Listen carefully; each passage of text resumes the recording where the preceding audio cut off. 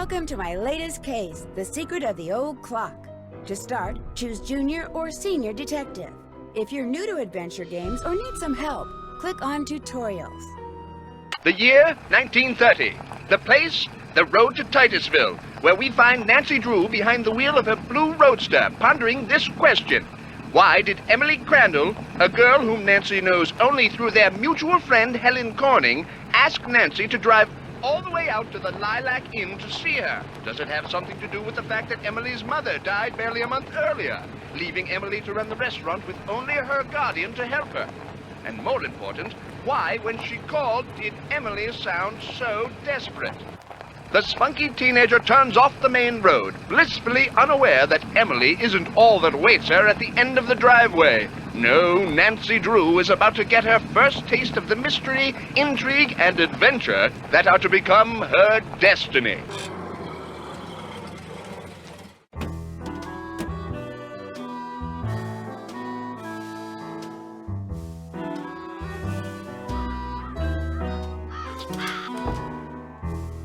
Well, hello. I'll bet my bloomers you're Nancy Drew.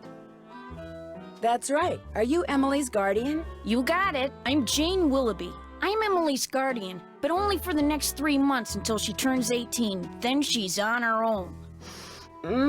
It smells like someone's been baking pies. Pies are the Lilac Inn specialty. We get orders from all over. Oh, that reminds me, your father called. You're supposed to call him. You can use the coin phone on the porch. Emily didn't say anything about you coming until just this morning. Is it okay that I'm here? Don't get me wrong, she can invite anybody here she wants. It's just that she's gotten so darn forgetful lately. Is she all right? Well, now that's hard to say. She misses her mom, that's for sure. So do I. Gloria and me, we were best friends, you know? The two of us ran this swell little dress shop over in Capital City. But then she got hitched and I didn't. And the next thing I know, she's writing me saying it would sure take a load off her mind if I could take care of her little girl should something ever happen to her.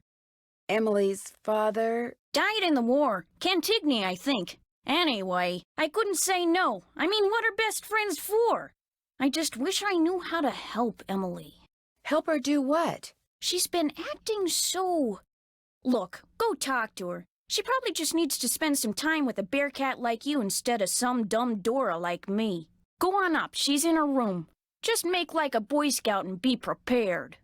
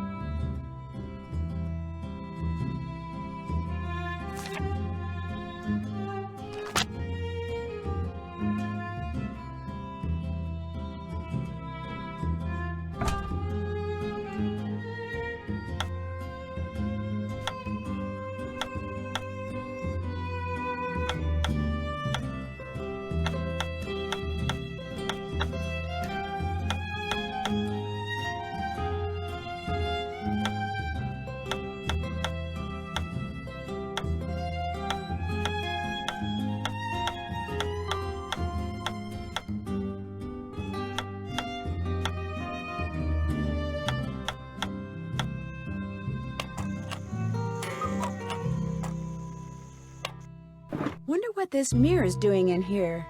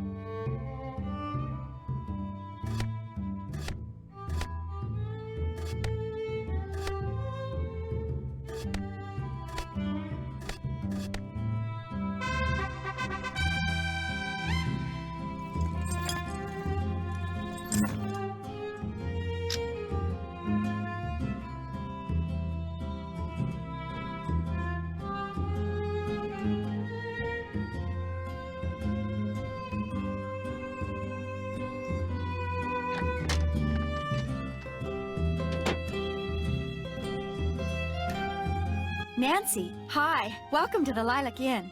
Oh, and before I forget, thank you for that nice note you sent me when Mom died. It meant a lot to me. Well, I lost my mom too, years ago. I kind of know how you feel. You and I may not be best friends or anything, but you're still one of the nicest people I know. Well, thank you.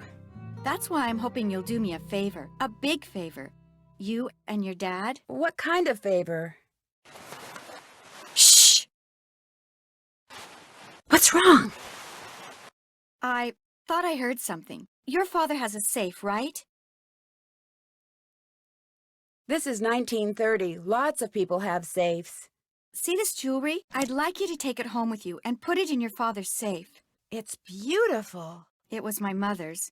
The few times I saw her wear it, she looked just like a movie star. I was hiding it here in my room, but all things considered, I'd feel a lot better if you would just take it home and have your father lock it up in his safe. What do you mean, all things considered?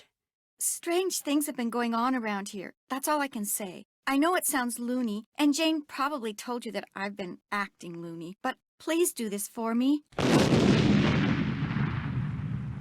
What was that? Emily, come downstairs, quick! The kitchen's on fire!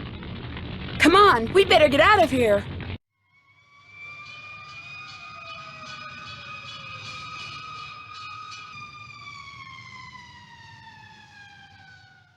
This is horrible, just horrible! The fire chief says the stove was completely destroyed and there's smoke damage everywhere. The inn will have to shut down for months, maybe even for good.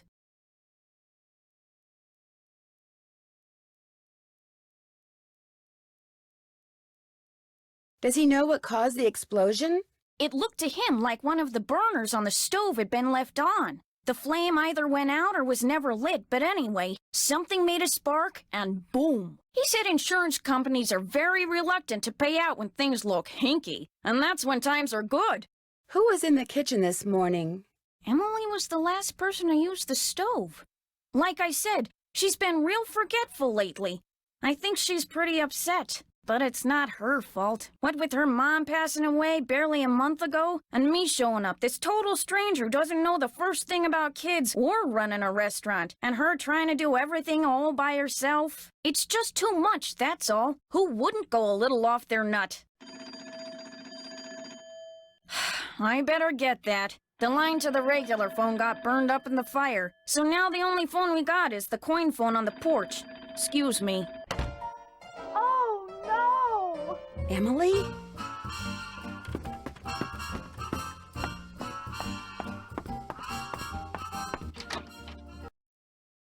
My mother's jewelry! It's gone! Someone must have stolen it while we were all downstairs. I knew something like this was going to happen. I just knew it. You mean this sort of thing has happened before? Yes. No. I'd rather not say, but I will say this. I did not leave the stove on. That fire was not my fault. Oh, what am I going to do? Without that jewelry, I don't have a prayer of paying for a new stove, and without a stove, I'll have to sell the inn, and if I lose the inn... I wish Mom were still here. I wish Josiah Crowley had left us the money like he always said he was going to. That's what I wish. Who's Josiah Crowley? He was this old man that lived next door. He died last year. He spent most of his time here at the inn, and he led my mom and me to believe that he'd left a lot of money for us in his will. He gave us a clock, and afterwards, he'd always point to it and get this little twinkle in his eye and say, "Time will tell." But when they finally found his will, he didn't leave us a penny. Was there a problem finding his will? It didn't turn up for months. Then finally someone found it in a drawer in Josiah's house. Josiah was kind of a screwball. One time he showed up at my birthday party dressed as my great-aunt Harriet. I didn't know it was really him until 2 days later. Anyway, he had all these weird hobbies, and he always thought it would be really keen to read minds. Josiah invited Richard Topham to move in so Topham could help him develop his paranormal powers right there in his house. Josiah was a sweet old man, and I do miss him. And he was free to give his money to whomever he wanted. But to get our hopes up like that, and then leave us nothing, it just wasn't like him. Where is Richard Topham now? He still lives in Josiah's house, which is right down the path out back. His house and the inn were built at the same time by two brothers during the Civil War. Was your mother's jewelry insured? Gosh, I forgot about that. I don't know. Jim Archer, I bet he'd know. He's our banker.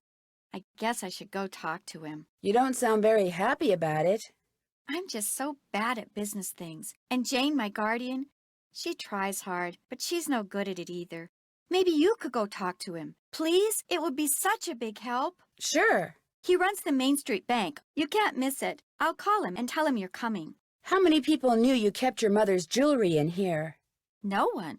Well, Jane, my guardian, she knew, but I didn't tell anyone else. Is the clock in the parlor the one Josiah gave you? Yes. I don't know why he gave it to us. It's never worked, and nobody can open it to find out why. I'll be back in a little bit. Don't forget to call your father.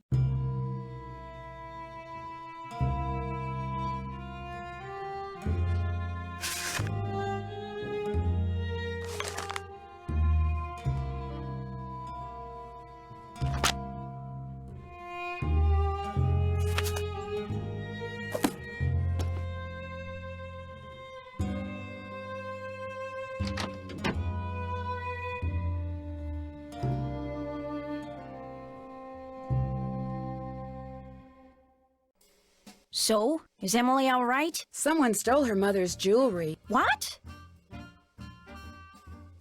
She was showing it to me just before the explosion. Now it's gone.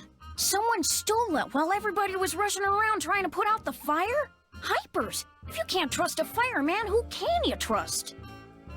Emily said you were the only one who knew she had that jewelry.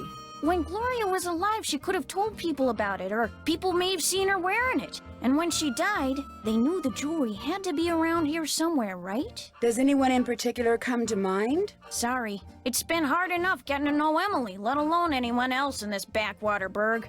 Well, guess better go call the sheriff. Is that your car I saw when I drove up the driveway? My old rust bucket's parked out back where nobody'll see it. Be nice to buy something decent, but last time I checked, my last name was Willoughby, not Rockefeller. Where did that barred bounce game that's in the parlor come from? Do you know? Emily says Josiah Crowley brought it in one day and just left it. Said it was so guests, as in him, would have something to do while they waited for a table. Well, I'll talk to you later. Bye now.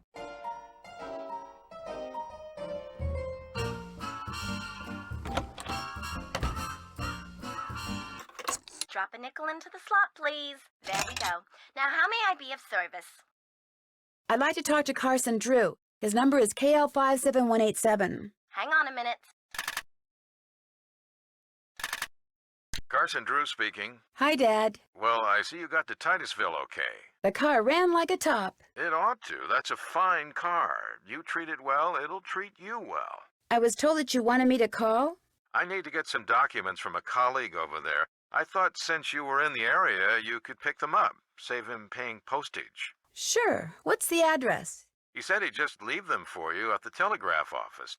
Just drive into town and look for Tubby Telegrams. He said you can't miss it. Will do. These papers are extremely important, Nancy. I will pick them up, Dad. Good. Remember, watch your gas gauge and get gas when you're low so you don't run out. And try to avoid potholes. The more you hit, the likely it is you'll wind up with a flat. Yes, Dad. And if you do get a flat, take it off and put on your spare, and then head straight to a gas station and get it fixed. Yes, Dad. All right, lecture over. Have you found out why Miss Crandell asked you to visit? She wanted me to have you lock her mother's jewelry up in your safe. Only someone stole it before I could take it with me. Stole it? Good gosh. That was right after the stove in the kitchen exploded. The stove exploded? Sounds to me like you'd be well advised to cut your visit there short. No, I want to find out what's going on. I have to find out what's going on. You have to? Well, yeah, you know. Emily just lost her mom, and she's worried about losing the inn, and her guardian's all wet when it comes to helping out, and... And the truth is, you are so curious that you feel like you'll absolutely burst if you don't find out why all these weird things have been happening, right? Yes. Don't worry, I know the feeling. You're a chip off the old block, I'm afraid. Well, as long as you're like me in one other way, you should be fine. What way is that? Smart? Careful. If somebody says they're going to leave you something in their will and then doesn't, is there anything you can do about it? Not a thing. Whatever's in writing is the only thing that counts, unless, of course, the will was tampered with or forged, and you can prove it. If not, you're out of luck. Why do you ask? Emily's neighbor, Josiah Crowley, told her and her mom that they were going to inherit part of his estate. But when he died, his will left everything to this ESP expert named Richard Topham. That's too bad, but this Crowley fellow was free to leave whatever he wanted to whomever he wanted, I'm afraid. People do change their minds, you know. I met Emily's guardian, Jane. What does a guardian do, anyway? A guardian is pretty much a surrogate parent. Jane is legally responsible for Emily's physical and financial well-being. Jane doesn't strike me as being the parental type. In fact, I get the impression she's in way over her head. Fortunately for her, it's not forever. Most guardianships end when the ward turns 18, and then both Jane and Emily will be free to do whatever they please. If Emily sells the inn, will Jane get part of the profits? If she's Emily's guardian at the time of the sale, yes. Are you suggesting that Jane's primary motivation is greed? Good grief, where did you get such a suspicious mind? I think it was from the person who has always told me that the best way to solve a problem is to look at all the possibilities. Dad. I did say that, didn't I? Goodbye, Dad. Take care. Drop a nickel into the slot. There we go. Now, how may I be of service? Hi, could you please connect me with Bess Marvin at KL54468? Just a second. Hello? Hi, Bess, it's Nancy. George, get over here. It's Nancy Drew.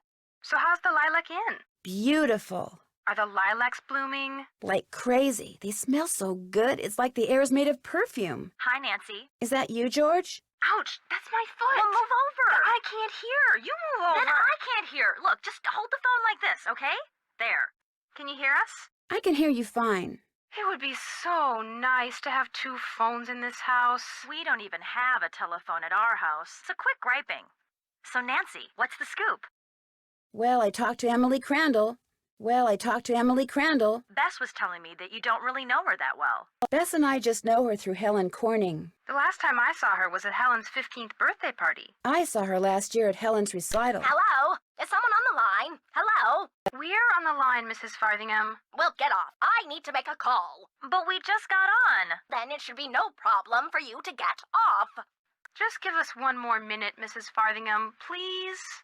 Oh, all right. You have 1 more minute. Go on, Nancy. What were you saying? Just that I... Shh. Wait a minute. Mrs. Farthingham, would you mind hanging up? All clear. Oh, how I wish we didn't have to share a phone line with her. Just be grateful you have a phone, Bess. Some jewels were stolen out of Emily's room this morning at the same time that a fire destroyed the stove in the kitchen. Destroyed the stove? You mean they can't bake any more cherry pies? Not for a while.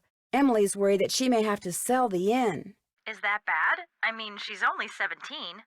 The bad part is, I get the feeling Emily is keeping something from me. Like what? I don't know. Yet. Yet? Well, I can't just turn around and drive home now, can I? Why not? Because...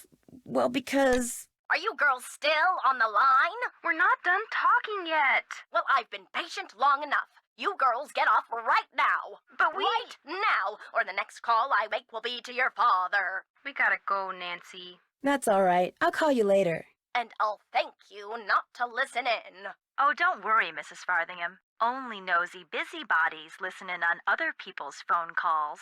Yes, well, hang up and be quick about it. Bye, Nancy. Talk to you soon.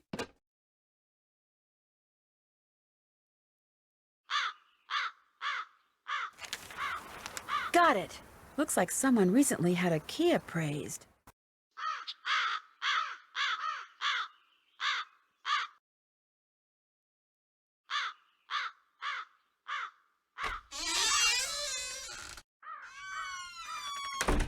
Over here, Miss Drew. Find the toy mouse and give it to Yuri, would you please? Otherwise, he'll just keep meowing. He hates strangers.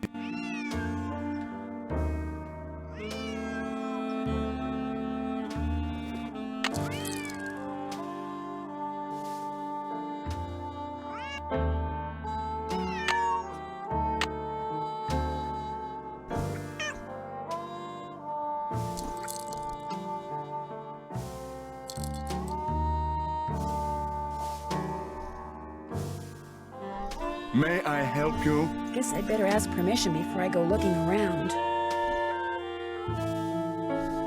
How nice of you to drop by. And thank you for walking instead of parking in the driveway. I'm expecting a pupil. I'd hate for her to have to park on the road. Mr. Topham? Richard Topham at your service. Did someone tell you I was coming? If one is to teach others how to develop and use their paranormal gifts, it's only logical that one must possess such gifts oneself. Does that mean you can read minds or tell the future, or what exactly? The paranormal includes telepathy or communicating by sending and receiving thoughts, extrasensory perception or perceiving that which cannot physically be seen or heard, and psychokinesis, using one's psychic energy to reshape or move objects. Jeepers, you can do all that? Yes. Well, on occasion. As I tell my students, increasing one's rate of success is simply a matter of practice. Does everyone have paranormal powers? To some degree, yes. The goal of the Topham School for the Study and Development of Paranormal Powers is to enable students to make the most of whatever gifts they have. I take them through exercises designed to help them increase their output of phantasmic energy. If you want to sign up for an introductory session, I believe I have an opening today. What I'd really like to do is talk about Josiah Crowley. Oh, I'm afraid I'm busy, young lady, far too busy to engage in idle conversation. When would be a good time for me to come back? I'll be blunt, Miss Drew. I've discovered that the more time I spend with the, shall we say, intellectually unendowed, the more my cerebral pulsations seem to diminish. I'm afraid I cannot speak to you further unless and until you prove that you are worthy. That is, that your brainwaves are not unacceptably inferior and thus deleterious to mine. How would I do that? What I have here is an exercise in logic. If you can discern the correct solution, then I'll know that conversing with you will do me no psychic harm. You may take it with you. Good luck and good day.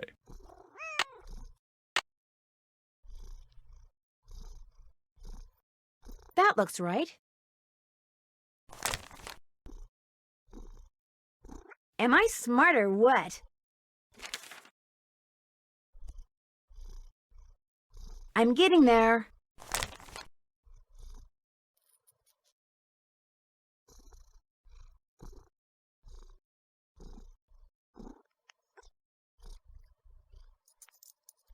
That looks right. Am I smart or what? Am I to assume that you have the correct solution to that logic problem? Right here. Let's have a look. Why, you appear to have indeed found the solution. Well, since you've proved yourself to be intellectually above average, which means talking to you should do me no harm, what would you like to talk about? When and how did you meet Josiah Crowley? Last summer, while on my way to the university for a conference, I stopped for a bite at the Lilac Inn. Since it was crowded and I was in a hurry, I agreed to share a table with an elderly gentleman who, like me, was by himself. As soon as I told Mr. Crowley who I was and what I did, well, he insisted that I give him a training session that very afternoon, and was so thrilled with his progress that he demanded I stay and teach him everything I knew. He was a good student? The best.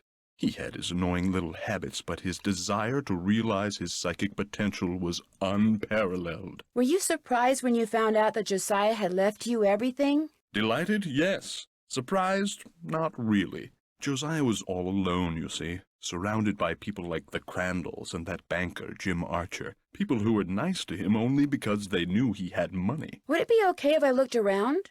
Go right ahead. The place is more like a museum than a house. Josiah was a man of many, many interests. I'll be right here if you have any questions. Was this Josiah's clock? Everything in here was Josiah's.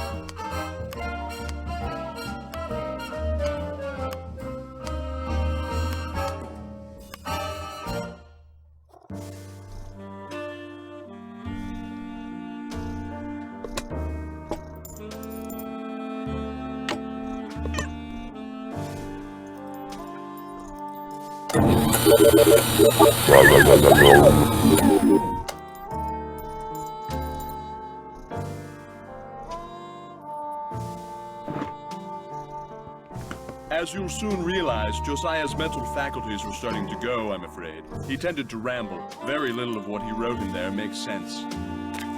What are you when you win barred bounce? What poet is the cat's meow? What will para my miniature golf course get you? What's Gloria's middle name? Becoder is in the rivet. 2 to the right.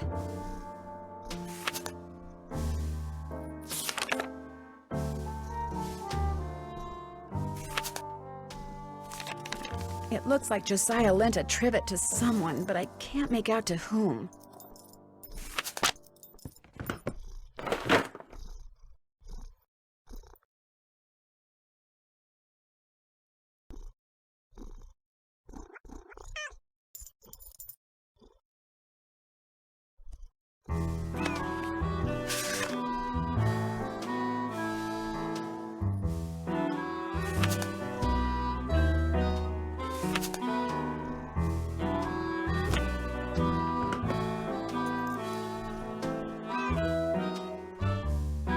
The man on stage in this picture, is that Josiah? Yes, that's from a production of A Midsummer Night's Dream that he directed and starred in. It closed after 2 nights, but he didn't care. He loved that play.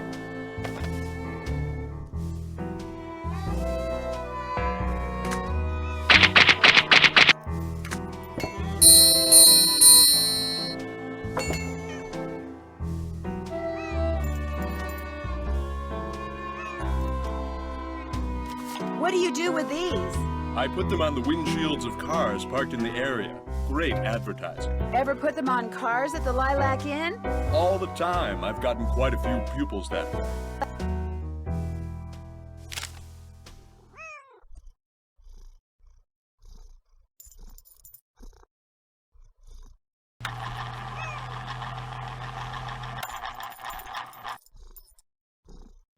Now what? Would you happen to know what Gloria Crandell's middle name was? I haven't the foggiest. It was nice talking to you. The feeling is almost mutual.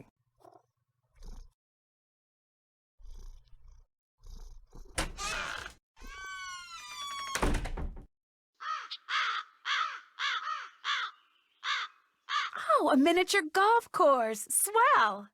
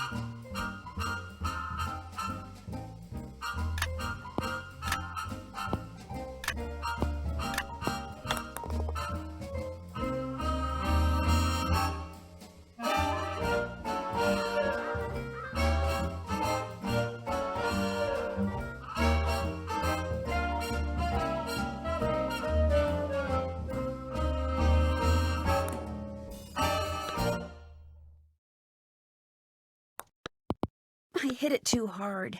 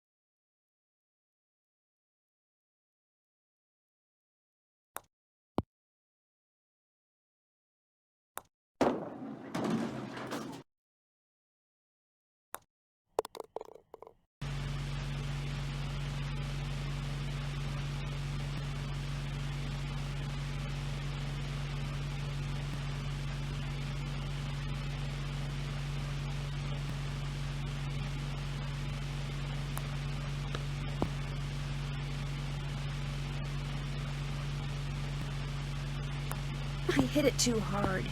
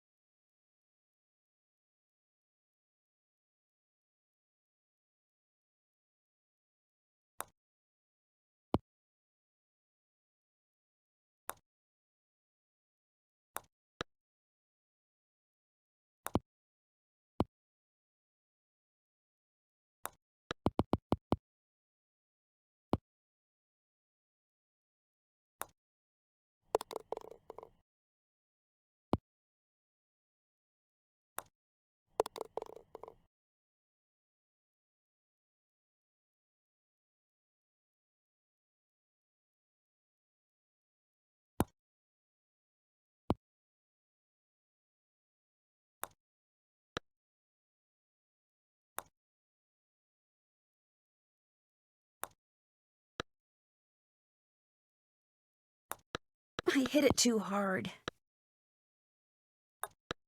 I hit it too hard.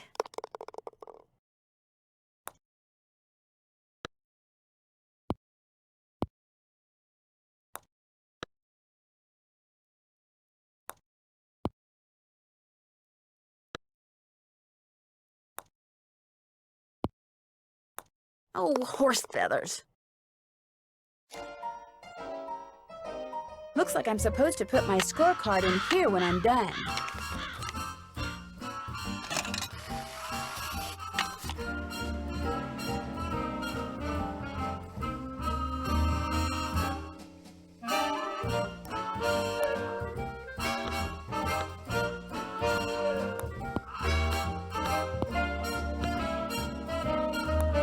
I hit it too hard.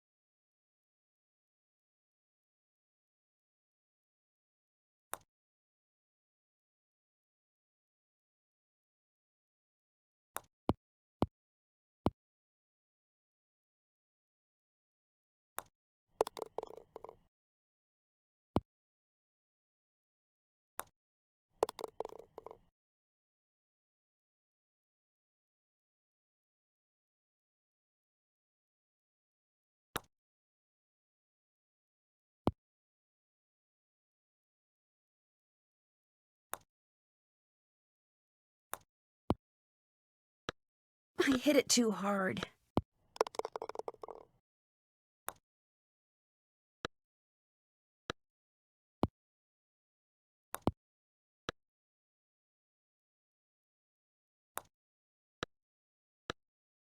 Darn.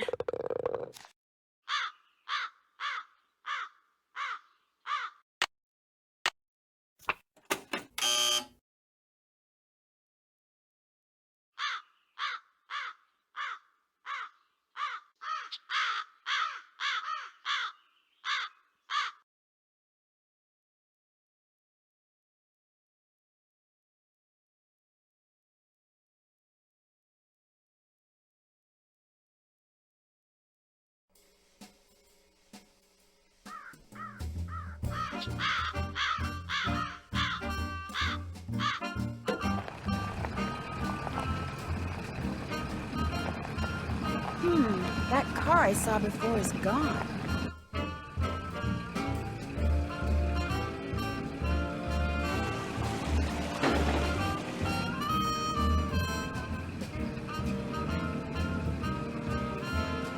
Hello, are you Mr. Waddell? So what if I am? I found this receipt, and I just wondered what you could tell me about it. Let me see that. One key, determined resale value, item 493. Oh yeah, this was for that key Jim Archer wanted me to appraise. Jim Archer wanted you to appraise a key? It was very ornate, had jewels all over it. Fake jewels, as it turned out. When I told him it was worthless, the cheapskate refused to pay me and told me to keep it. Do you think I could have it? Sure, once you pay the appraisal fee. Which is... $1.50. Here you go. Good, here's the key. Enjoy. Hello, I'm looking for Jim Archer. Right through that door. Hello, are you Nancy Drew? Yes, are you Mr. Archer? Yes, ma'am. Jim Archer. I'm founder, president, manager, and just about everything else you can name when it comes to this fine enterprise. I hear that some businesses aren't doing so well these days. Ever since the stock market crashed, one business after another has closed, including banks. President Hoover keeps saying that a recovery is just around the corner, but you have to wonder. Some people say we're headed for a depression. Well, that kind of pessimism is not only misguided, it's pointless. Thinking ahead and taking action, that's what we businessmen should be doing right now. And I'm happy to report that we're doing just fine, thank you. Excuse me. Main Street Bank, Jim Archer speaking. No, I don't. I'm sorry, but... Yes, I know, but... All right, then just bring it by.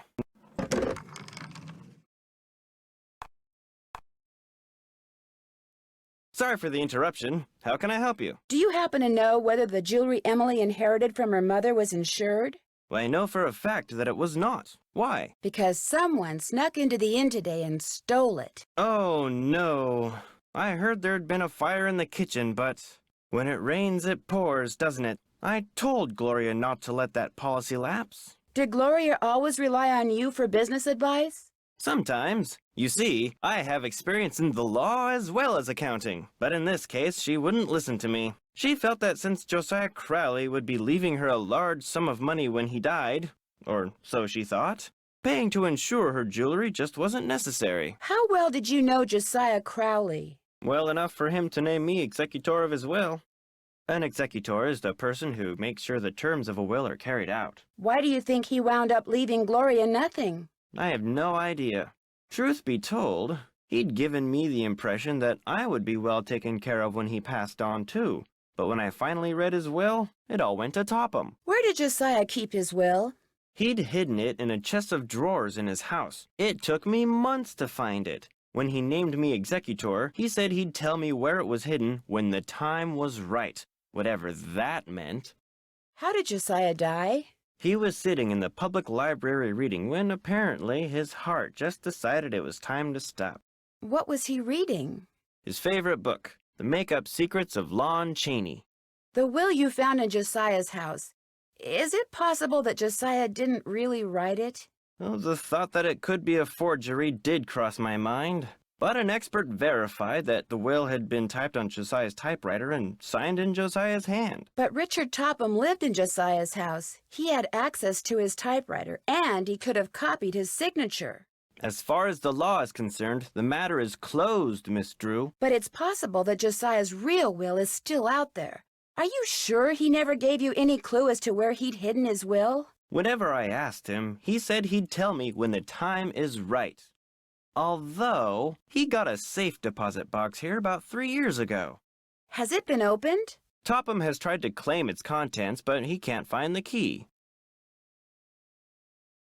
If Topham can't find the key, maybe it's because it wasn't in Josiah's house.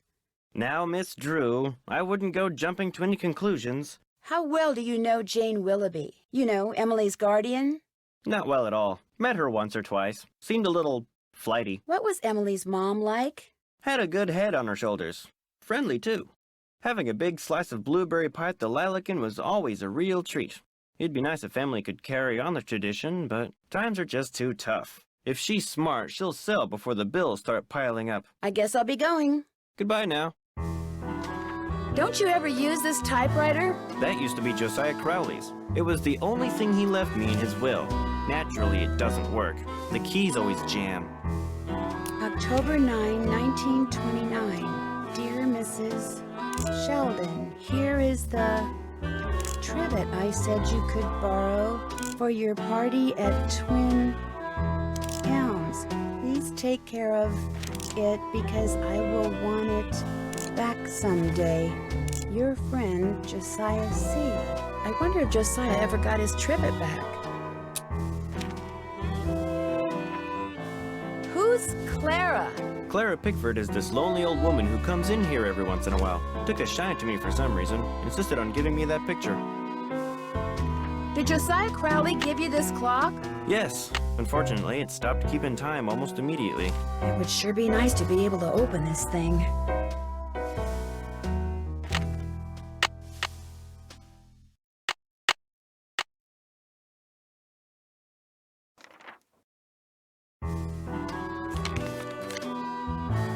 Hello again. The key that you had Mr. Waddell appraise. Could that be the key to the clock that Josiah Crowley gave you? It might have been, I suppose. You know about that? I found the receipt on the path to Richard Topham's house. Really? I thought I'd thrown it out. You see, when he told me the key was worthless, I lost all interest in it. So, it would be all right if I kept the key for myself? I have no use for it. In fact, if you want that old clock, you can have it too. I guess I'll be going. Goodbye now.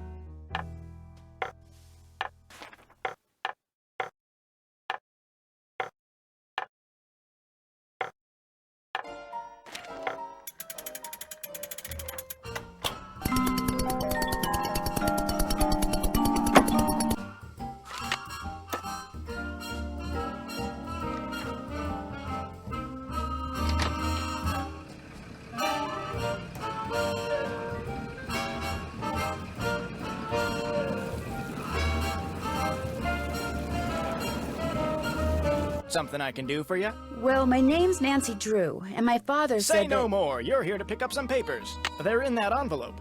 Thank you. You're welcome.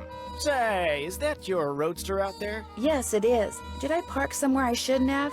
No, it's just that my regular driver never showed up today, so I've got no way to deliver all these telegrams. How would you like to earn some extra cash? You mean you want me to deliver them for you? You've got a car, you're trustworthy, or at least your father thinks you are, so what do you say? I'll pay you 25 cents each time you complete a delivery. And you might even get some tips. Okay, sure. Great, you're hired. Here, deliver this to Seymour out at Blenheim Nursery. Come back when you're done and I'll pay you and give you another telegram to deliver. Great. See you in a little while.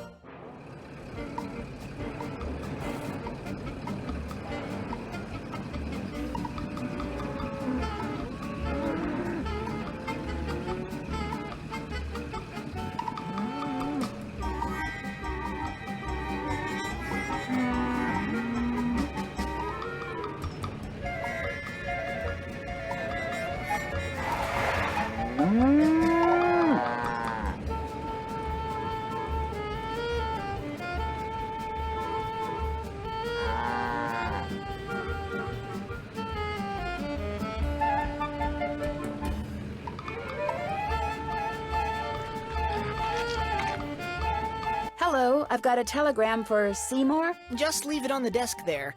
I'd, tip you, but as you can see, my hands are filthy. What are you doing? I'm trying to doll up some of my plants before this guy named Mr. Martin comes in. He's a big cheese at some oil company, and I'm hoping he... Ow! Did that plant just bite you? It did kind of feel that way. I think I'll be going now. Bye!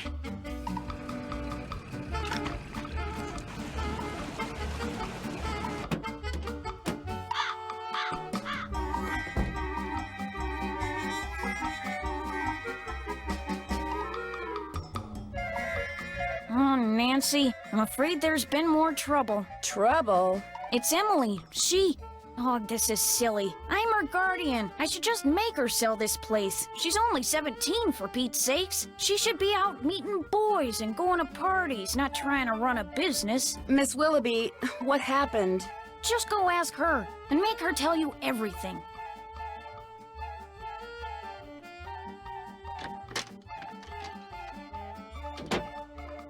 Jane told you, didn't she? What happened? That picture on the wall over there, I saw it move. I was just sitting here and it moved all by itself. I saw it move, I really did. Last week, a book fell off the shelf for no reason. And before that, I heard these weird noises. And almost every day I hear a voice, like a whisper, coming out of nowhere. Jane thinks it's nerves, but I don't want to talk about this. Did you see Jim Archer? I'm afraid I don't have very good news. The jewelry wasn't insured? No, but I do have some good news, sort of. Shh! Did you hear that? Hear what? Shh! Nothing. I'm going to have to sell the inn, aren't I? You know, it's possible, just possible, that the will that was found was not the will Josiah wrote. You mean he may have left us money after all? No, that's wishful thinking. And I refuse to get my hopes up again because they'll probably just get dashed again. Listen, I feel bad enough that you drove all the way out here for nothing. Maybe you should just go home. Would you mind if I stayed for a while? No, but I really don't feel like being sociable right now. There's nothing for you to do. I'd like to see if Josiah hid a second will somewhere. What are you? Some kind of Sam Spade? Well, just because I've never solved a mystery before doesn't mean I can't. Anyway, there's no harm in trying, right? Who knows? I might turn out to be good at it. Be my guest. What was your mother's middle name? Lois. Why? Oh, just curious. Did Josiah ever say anything about hiding his will somewhere? No, but he was always hiding stuff. I know because he was always writing reminders to himself about how to find it. But whenever the subject of his will came up, he'd just say he was happy knowing we were going to be happy when he passed on. Time will tell. That's all he'd say. Do you play much miniature golf on the course that's out back? Not anymore. When I was little, I used to play with Josiah. Sometimes he'd help me get par just so I could get something from the prize machine. Do you remember what you got? A little toy dog or something. Very cheaply made, and quite forgettable, obviously. Do you have any idea where Josiah may have hidden a safe deposit box key? He could have hidden it anywhere. He always said his favorite hiding place was right under people's noses. I'll be back in a little bit. You're the bee's knees. What could have made this picture move?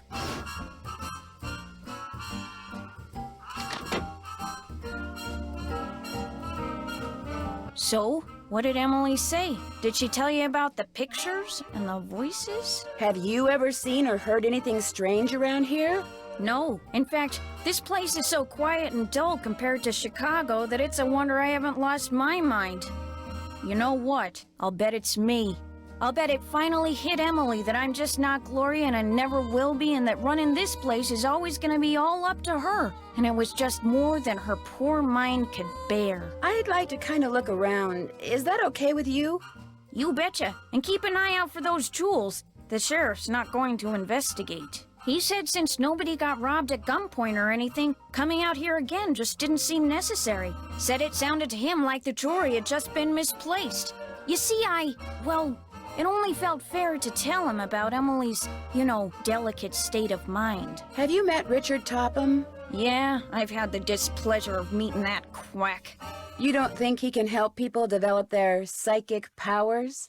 The only thing he's good at is separating little old ladies and dim-witted rubes from their hard-earned cash. In fact, he came over while they were putting out the fire today. Asked me who you were, and I was so frazzled at the time I told him. I don't usually give that crackpot the time of day. Josiah Crowley seemed to think he was legit. Like that circus fella said, there's a sucker born every minute. Me? I think ESP is a lot of J-U-N-K. Does the miniature golf course that's out back belong to the inn? No, that was Josiah Crowley's. Way I hear, he built it himself. Was it open to the public? Nope, it was just his own private little course. Can you imagine? Wish I had money to throw around like that. Well, I'll talk to you later. Don't take any wooden nickels.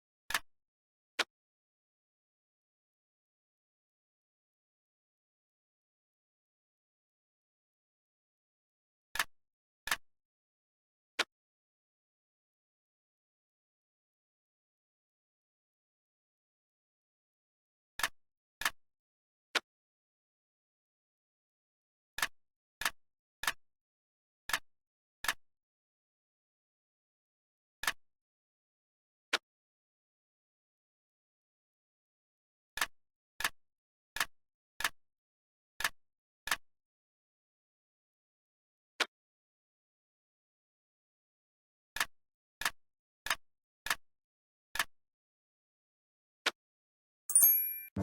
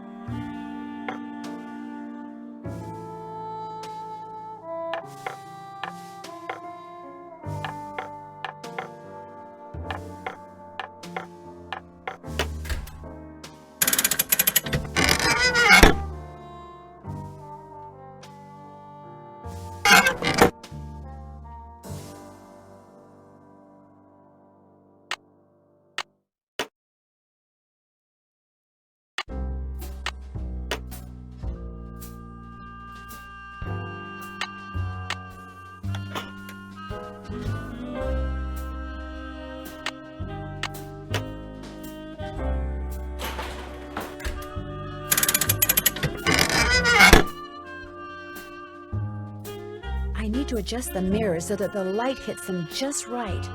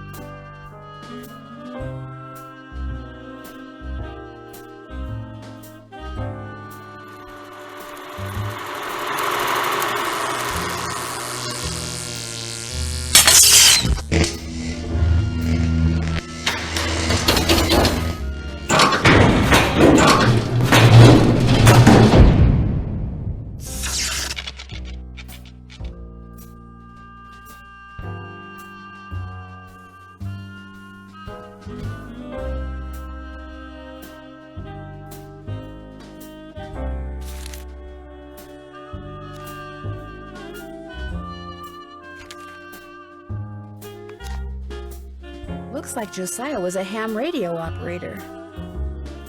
I've seen these symbols before. They were in that newspaper story about hobos.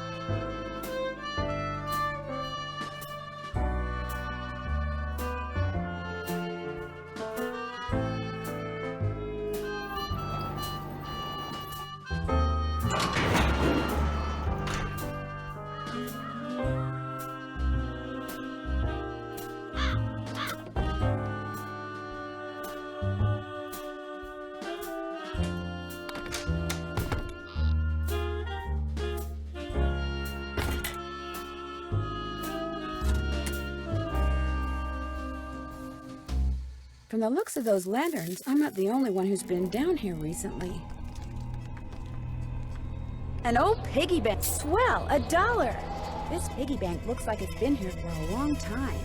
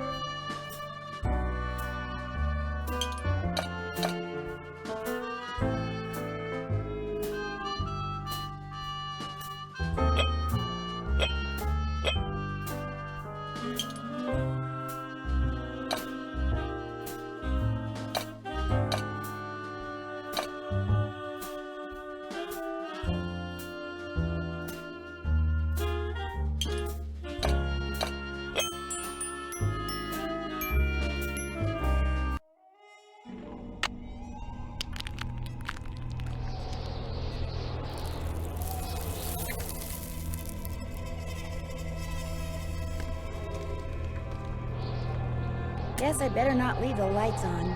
Jeepers, that sounds like Richard Topham. This door must open right into his living room. There you go, good kitty.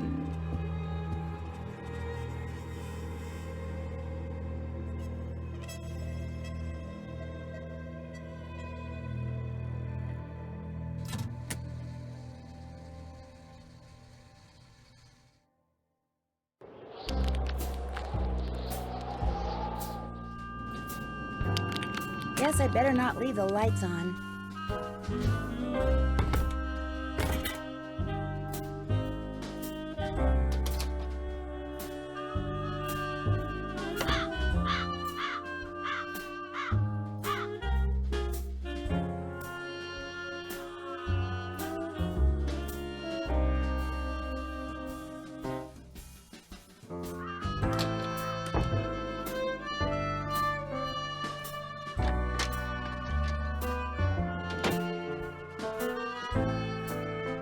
Hi, Nancy. Did you ever hear Josiah talk about a band leader or something named Marcel? Marcel? Never. I'll be back in a little bit. You're the best.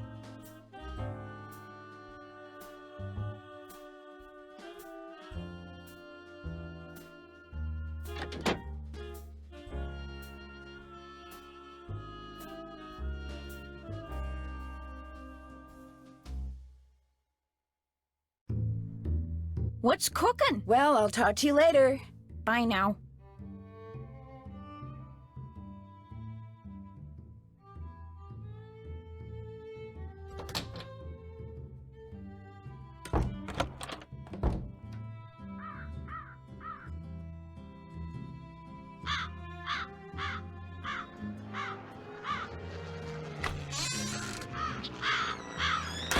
Hello, Miss Drew. Hello, Mr. Topham. Now what? Do you by any chance know who Marcel is? Marcel was what Josiah called his favorite hat. His hat? The man named his hat? He loved that hat, so to him, naming it made perfect sense. Do you still have Marcel? No, as a matter of fact, I gave that hat to Clara Crandell. She said she was fond of the old fellow and wanted something to remember him by, although I suspect the real reason she wanted that hat was to see if he'd stashed any money in it. Josiah ordered something from the Krollmeister Crystal Company just before he passed away. Do you know if it ever arrived? You must be talking about that chunk of quartz that came last winter. I still have it right here. Why? I was wondering if I could buy it from you. For my father. He loves quartz. Perhaps we can work something out. You see, amazing as this is going to sound, I am able to project my thoughts into another person's brain. Really? The only problem is, not everyone has the intellectual capacity to receive my thoughts. But since you have already demonstrated a high level of intelligence, yes, you may very well be the ideal subject. Subject? As in experiment? You are going to help me prove that I am telepathic. Here's what we're going to do. I'm going to shuffle a deck which contains 5 sets of these cards. Then I'm going to turn my back, draw a card, look at it, and start transmitting my thoughts. When you receive my thoughts, you will identify the card I'm looking at. Once you correctly identify 5 cards in a row, I'll give you that piece of quartz. But what if I can't do it? Just stay focused on the cards and my superior brain power will do the rest. Very well, let's begin. What card am I thinking about?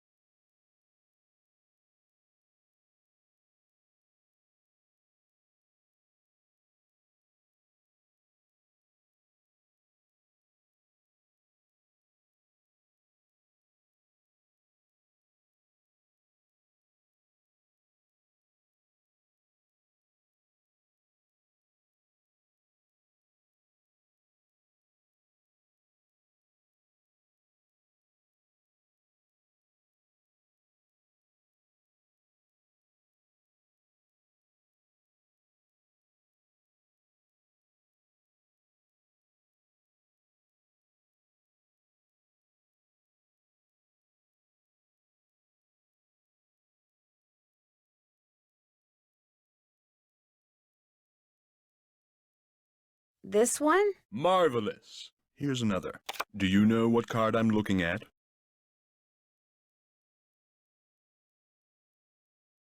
This one. Excellent. Here's another. Do you know what card I'm looking at? This one? Yes. Here's another. Which card am I thinking of? I think it's this one. Marvelous. Here's another. Can you tell me what card this is?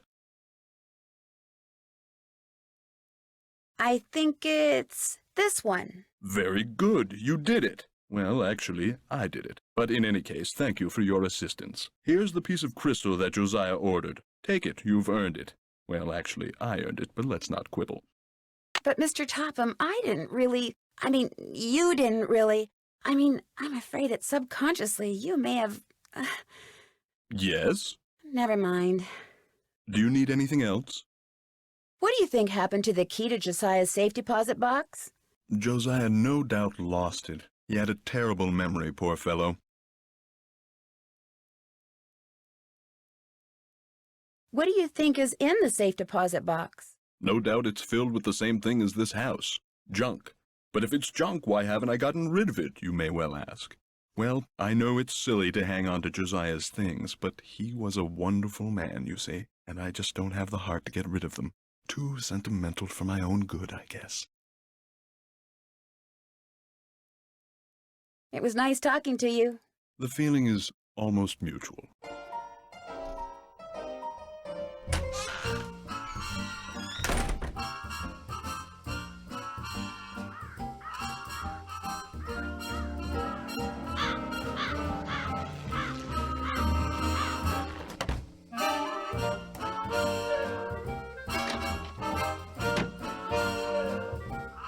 Hi, Nancy. Would you happen to know where your mother put Josiah's favorite hat? Look in the drawer right below me. That's where all Mom's mementos are. I'll be back in a little bit. Thanks again, Nancy. Maybe this is the key to Josiah's safe deposit box. You don't need to look at everything in there, do you? Sorry. Would it be okay if I played a record? Sure.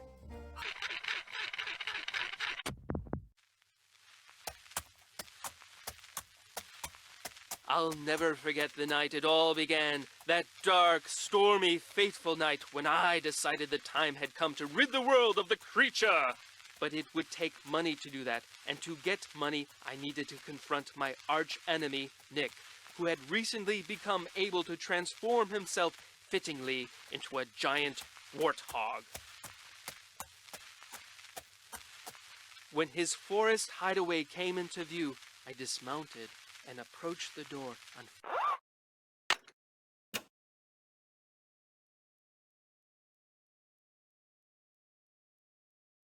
Why does this picture keep moving?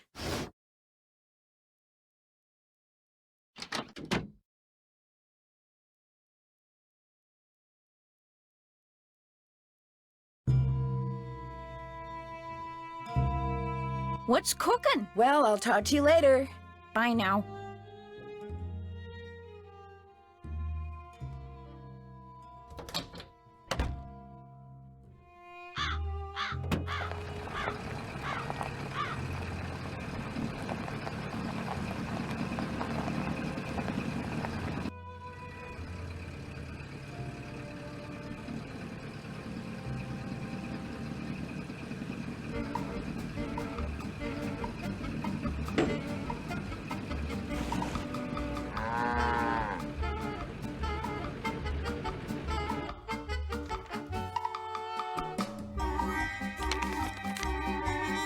Hello again. What's your opinion of Richard Topham? Interesting gentleman who's in an interesting line of work. Does he do business here? Yes, he does. Jane thinks he's a crackpot. He makes a living doing whatever it is he does, so obviously someone thinks he's the real deal. I think I found the key to Josiah's safe deposit box. Really? I have it right here. It is from this bank. May I see if it opens the box? It takes 2 keys to open a safe deposit box, the owner's key and my key. And in this case, I'm under no obligation to open it for you. Oh, but However, Were you to do me a small favor? Sure. I hired a seamstress to make a dress for my wife's birthday next week. Unfortunately, the seamstress and I had a falling out, and now I need to find someone to finish the dress. Maybe I could find somebody. How much are you willing to pay them? Oh, the fact of the matter is, the dressmaker quit because I couldn't pay her. I misled you before. Business is not fine. This bank is on the brink of ruin. Oh, I'm sorry to hear that, Mr. Archer. I wanted to get my wife something nice because, well, it might be the last nice thing she gets for a long, long time. Now, Emily once mentioned that Jane used to be a dressmaker. Say no more. Just give me the dress and I'll take care of it.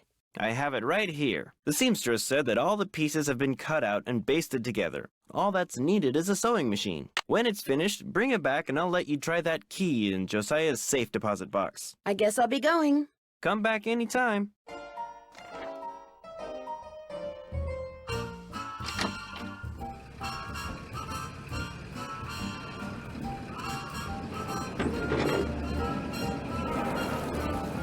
Did you deliver that telegram? I sure did. Good for you. Here's your money. And here's your next telegram. Take this to Counselor Alice out at Camp Avondale. Keep up the good work.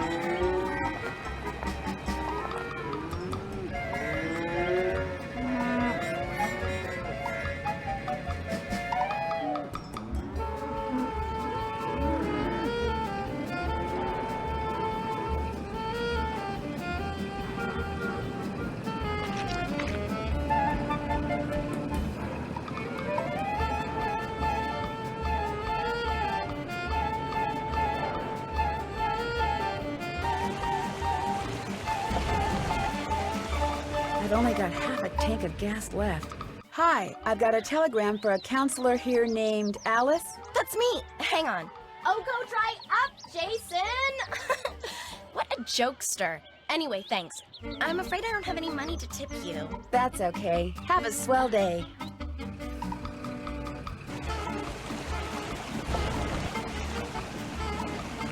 Welcome to Zippy's, where zipless service is zippily zapped and zippy service is the zippiest. Fill her up? Just 50 cents worth, please.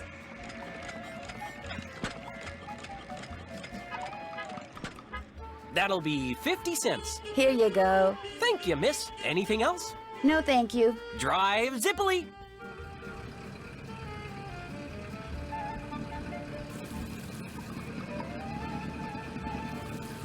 Did you deliver that telegram? I sure did. Good for you. Here's your money.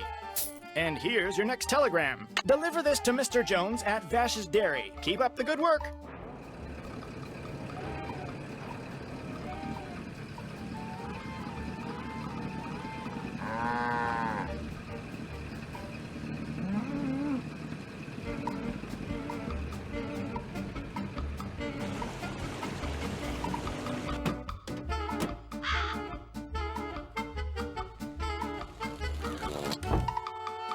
What's cooking? Since you used to be a dressmaker, do you think you could help me sew something? Me? Sew? No, I can't. Sewing takes practice, and I haven't sewed a stitch in years. Whatever it is, believe me, I'd wreck it. It's not hard. It's all basted together and everything. No can do. Sorry. Well, I'll talk to you later. Don't take any wooden nickels.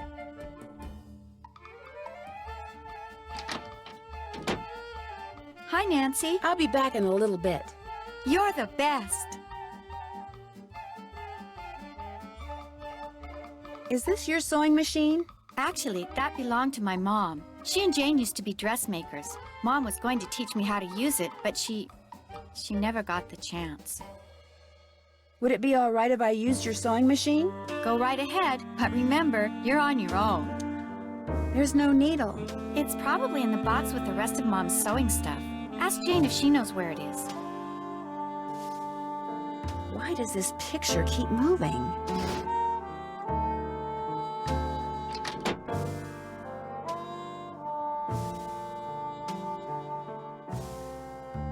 What's cooking? Well, I'll talk to you later.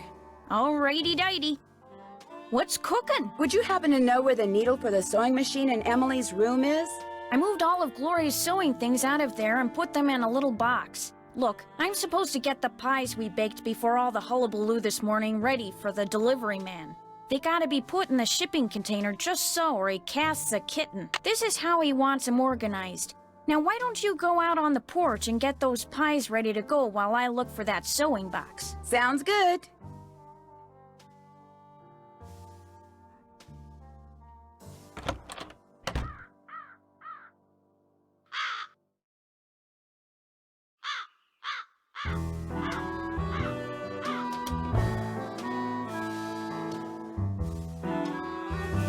I'll bet those are the two brothers that built the inn and Josiah's house.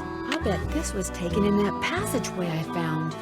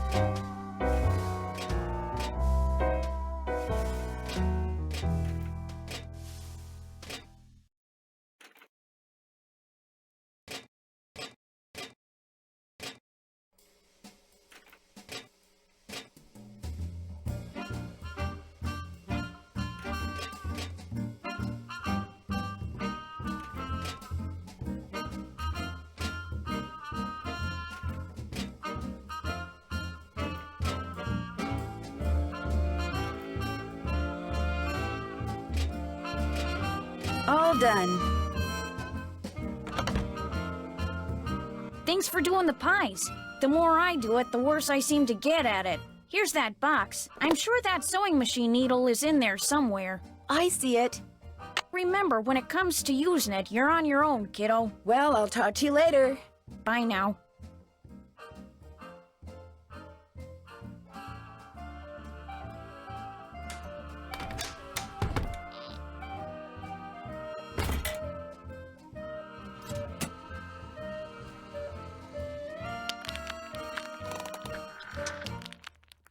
I feel like someone's watching me. Jeepers! I'm behind one of the walls in Emily's room. I'll bet that's how someone makes that picture move.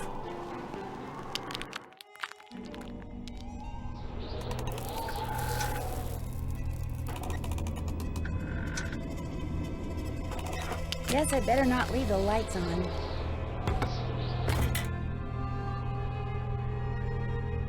What's cooking? I think I know why Emily has been seeing and hearing strange things. Well, I'm all ears. Tell me. I found a secret passageway that goes from the inn to Josiah Crowley's old house. And off of it, I found a staircase that leads to a space behind a wall in Emily's room. That's the staircase that's in this old picture. You mean the noises that Emily's been hearing? The things she's been seeing? It's because someone's been sneaking around behind the wall in her room? It may even be that someone is trying to scare her on purpose. On purpose? Who would want to do something like that? I was able to open the staircase because I saw the picture I just showed you. And I found that picture on the shelf in your podium. You mean it was right there under my nose? Hold the phone! You think I'm the one who's been sneaking around? Well, I did find the picture right there.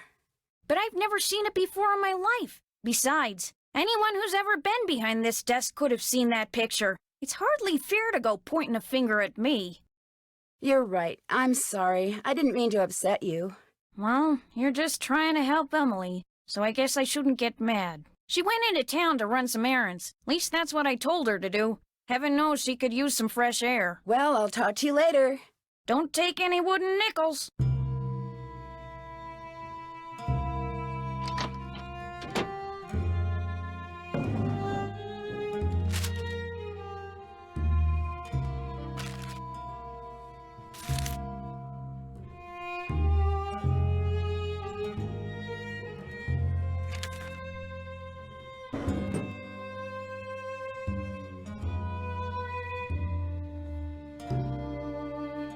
I bet a needle goes here. All I need is the dress Jim Archer gave me, and I can start sewing.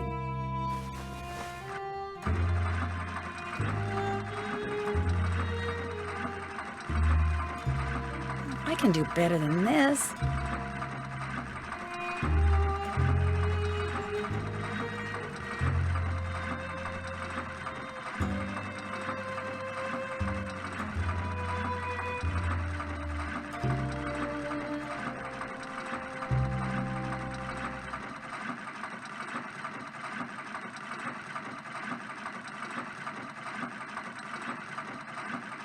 I made too many mistakes. I'd better do it over.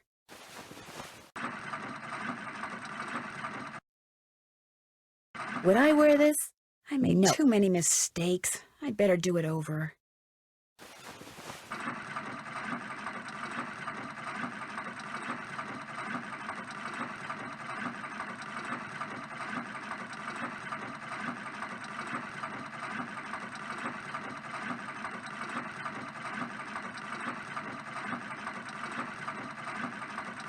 I can do better than this.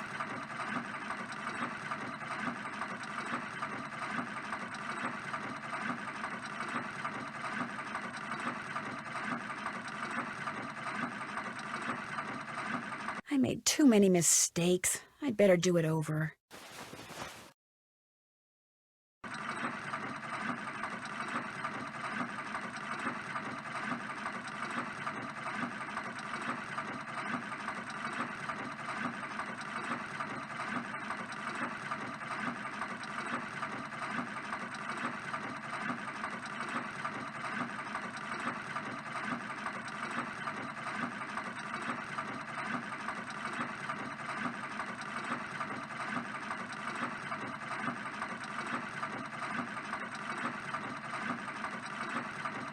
There. Not bad, Miss Drew. Not bad at all.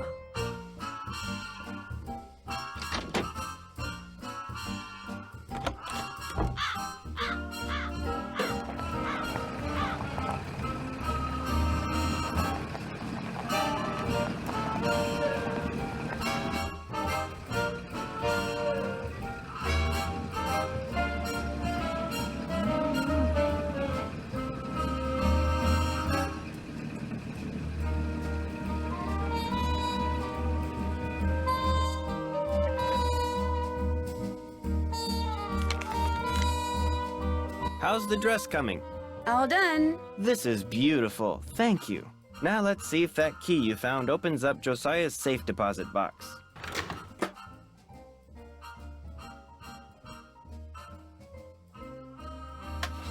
That was Josiah's key, all right. But that is not Josiah's will. It looks like some kind of journal. Would it be okay if I kept this? If it was money or jewelry or something like that, I'd turn it over to Topham. But a journal? Finders keepers as far as I'm concerned. I'll be at my desk if you need me. It's locked. Naturally.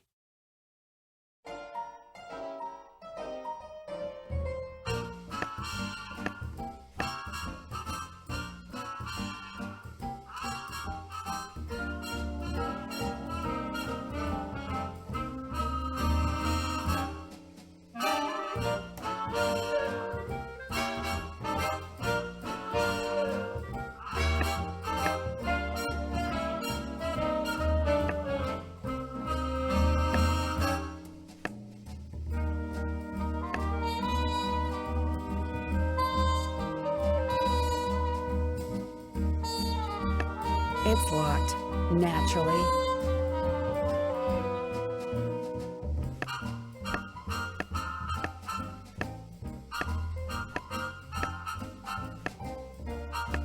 It's locked, naturally.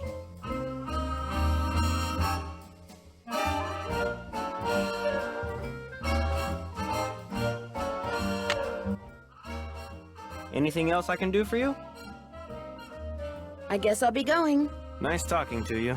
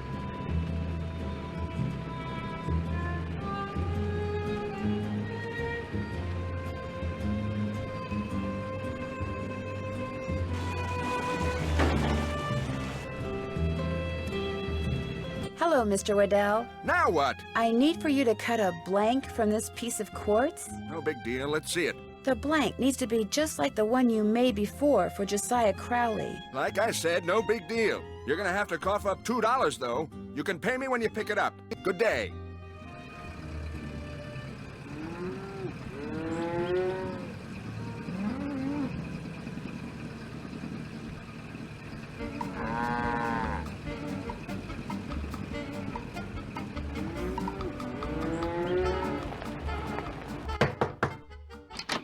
Mrs. Sheldon? Yes? My name's Nancy Drew. I'm a friend of Emily Crandell's. Get on with it, dear. I was wondering, would it be possible for me to see the trivet you borrowed from Josiah Crowley? You may not only see it, you may have it. Once I find it, that is. Unfortunately, I've an errand to run, so I can't look for it right now. Maybe I could run the errand for you. I have a car. So I see. Rather expensive car at that. Very well, Miss Drew. Go fetch my bridge cards from Miss Drakowski, and upon your return I shall present you with that trivet. Who's Miss Drakowski? The local telephone operator. You can find her at her house, or Titusville Telco, as she insists on calling it. The switchboard is in her parlor. As you can imagine, she never entertains. I, on the other hand, am expecting company within the hour, so do hurry.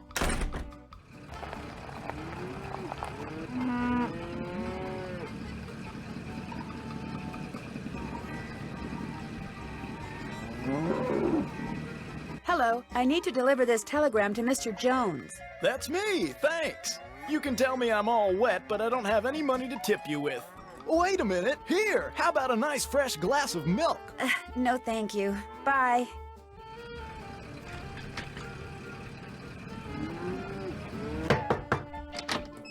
Yeah? Are you Miss Drakowski? Yeah? And you are? Nancy Drew. I'm a friend of Emily Crandell's. You know, at the Lilac Inn. Oh, yeah! I put you through to your father, didn't I? You pick up those papers for him yet? Actually, Wait a minute. How did you know about that? See this headset I'm wearing? I plug it in and what do you know? I hear things. Look, I'm kind of pressed for time. Going to a party and it takes me a while to get dolled up. What do you need? Mrs. Sheldon asked me to pick up her bridge cards from you. Tell you what. I'll get you those cards if you drive that fancy car of yours over to the orphanage and pick up some raffle tickets from Mrs. O'Shea. I should be able to unload a ton of them tonight. I'd be happy to. Good, I gotta go. Yeah, I'm coming.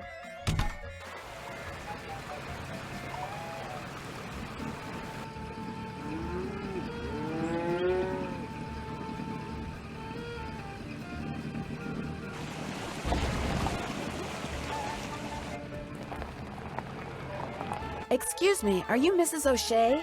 Yes? My name is Nancy Drew, and... Stephen, put that down this instant. We do not run with sticks in our hands.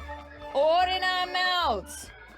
I'm sorry. You were saying? Miss Jakowski asked me to pick up some raffle tickets from you. Oh, yes, the raffle tickets. The fact of the matter is Elsie, no hitting. I can't even think about those raffle tickets right now.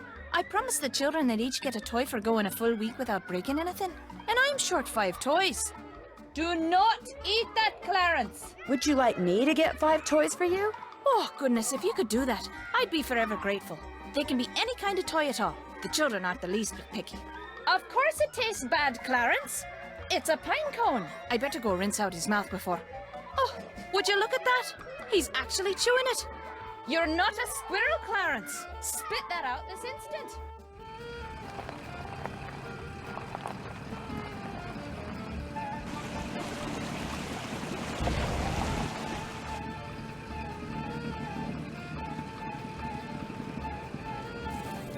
Did you deliver that telegram? I sure did. Good for you. Here's your money. And here's your next telegram. This one goes to Miss Ross at Sunnybrook Farm. Keep up the good work.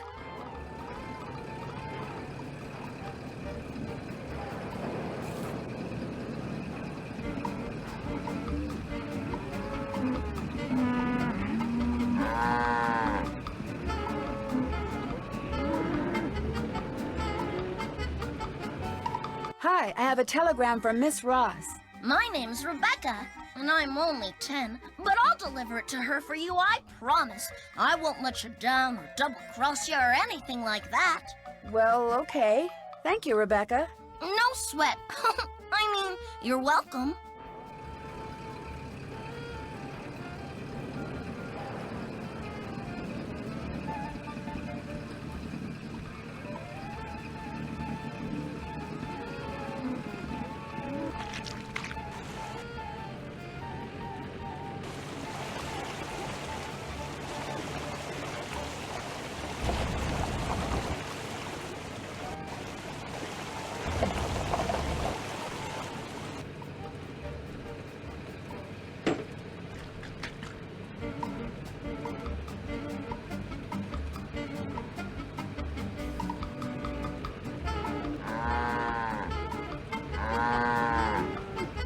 I've only got half a tank of gas left. I should gas up before I forget.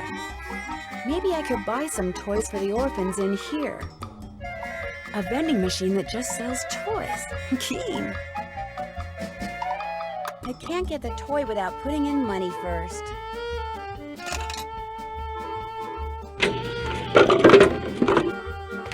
Well, that's one toy.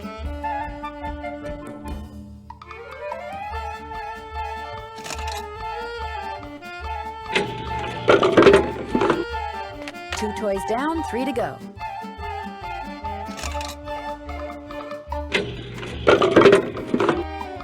That makes 3 toys.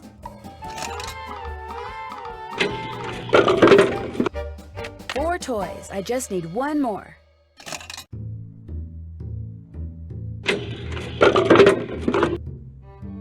Five toys. That's all I need.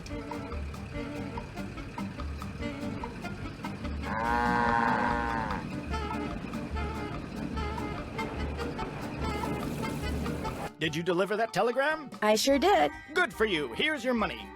And here's your next telegram. Deliver this to Dr. Bob out at the observatory. Keep up the good work.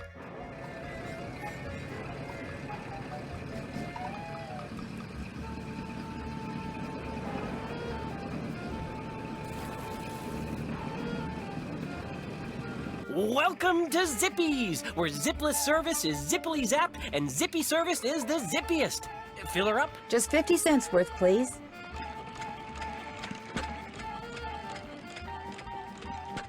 That'll be 50 cents. Here you go. Drive zippily.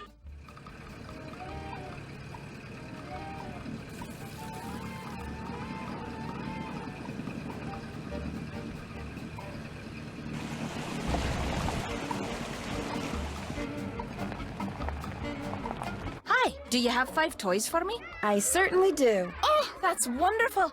You're such a saint, you hear me? A saint. I'd better get these inside before the children see them. Thank you so much. Mrs. O'Shea, the raffle tickets? Oh, the raffle tickets. I don't have them, dear. You'll have to pick them up from Phelps' print shop. Then just take them straight to Mr. Kowski. We don't pull hair, Ralphie. Especially when we have jelly on our hands. Phelps print shop. Wonderful.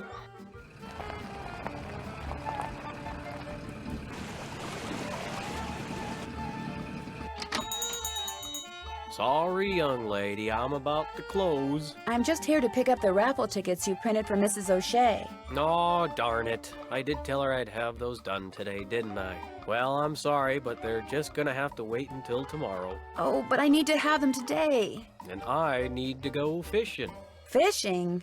My brother-in-law thinks he's hot stuff because he caught an 18-inch largemouth bass this morning. So I bet him I could catch a 19-incher by the end of the day. And if I do, I get his stamp collection. And if I don't, he gets mine. And since stamp collecting is about the only hobby I can afford these days, I'm going fishing. I know. You stay here and print those raffle tickets, and I'll go fishing for you. Not everybody can catch a 19-inch largemouth bass, you know. It takes skill and muscle and brains. Bass are pretty smart. I can do it, Mr. Phelps. You better be right, because you're not getting those raffle tickets until I get my 19-incher. You can use my gear. I left everything out at the fishing hole. Great. I'll see you later.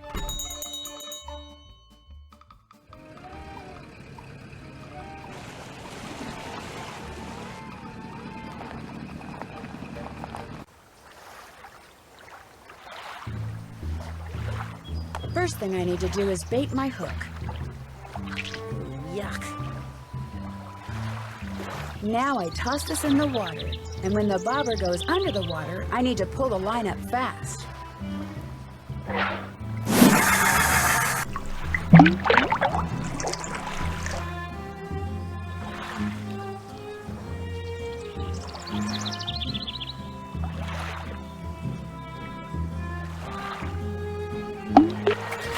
One.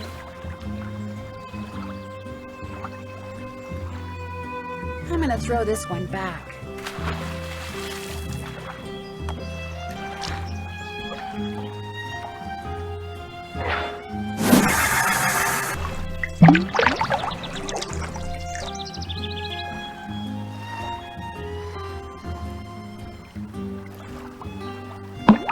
I got a fish! An old can.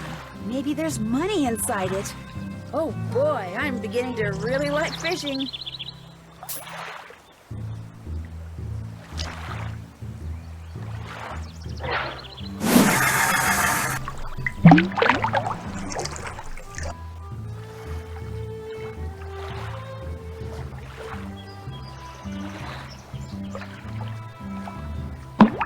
I got a fish! This isn't what I want.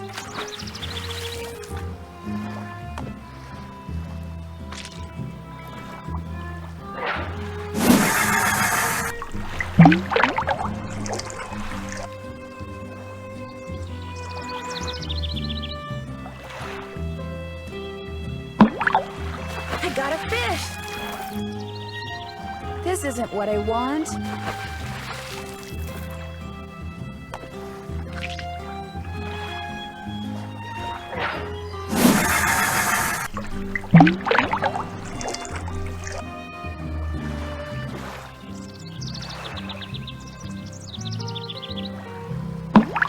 I got a fish!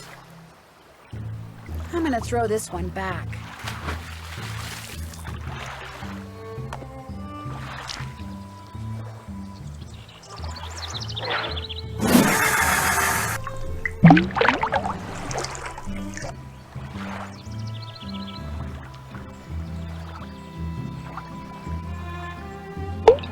I caught one! Looks like 19 inches to me. Oh, no offense, Mr. Fish, but you stink. Let's see what you got in there. How about that? You did it. Here, let me take it from you. Please do. I think it's starting to get a little ripe. Just rest yourself a minute while I get those raffle tickets. There you go. 10 dozen tickets to the annual Orphans Benefit. Now, if you'll excuse me, I have to go make a telephone call. To your brother-in-law? Yeah, the one who used to collect stamps. Bye.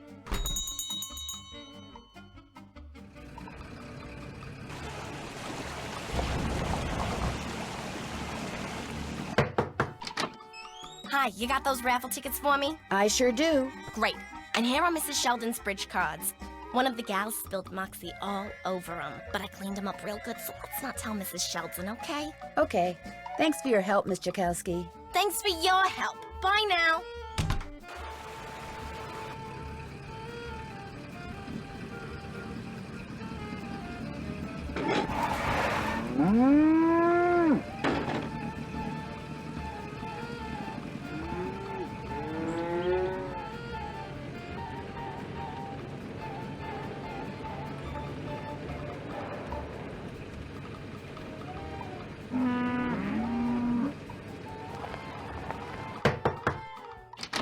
Do you have my bridge cards? Right here. Good. And here is Josiah's trivet. I didn't realize when I asked to borrow it that it was such an eyesore. But once a sumptuous dish of my buff stroganoff was placed atop it, I assure you, no one noticed. Now do run along. My guests will be arriving any minute. And that dress of yours, it's, well... I like this dress. It's very flouncy.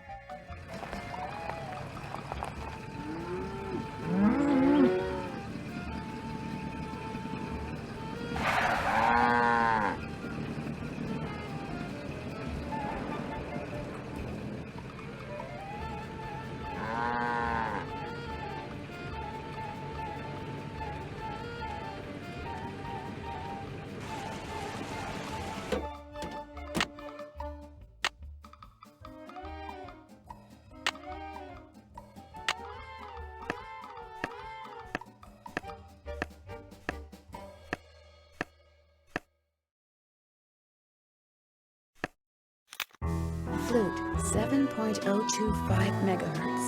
Fuck! That's who Josiah played in A Midsummer Night's Dream.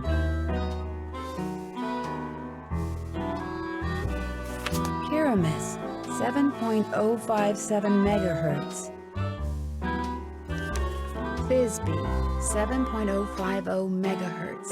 It looks like some kind of record of the people Josiah talked to on his ham radio.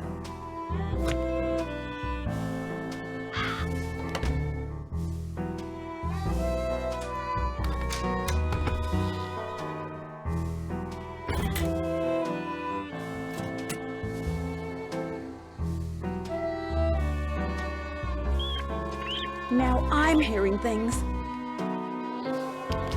Guess I better not leave the lights on. I don't hear anybody. Now would be a good time for me to sneak inside and have a quick look around.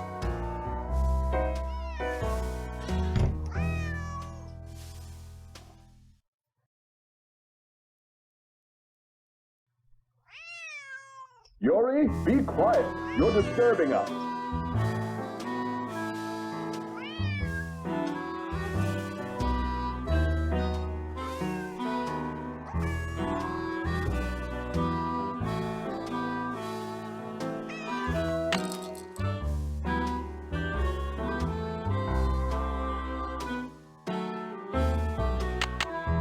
Yori, be quiet. What's wrong with you?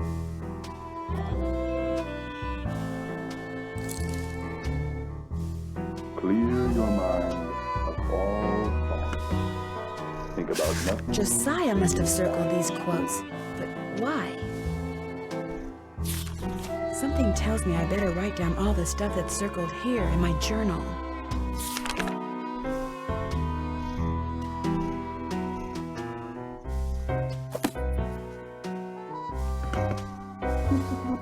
Yes, Mrs. Beckman.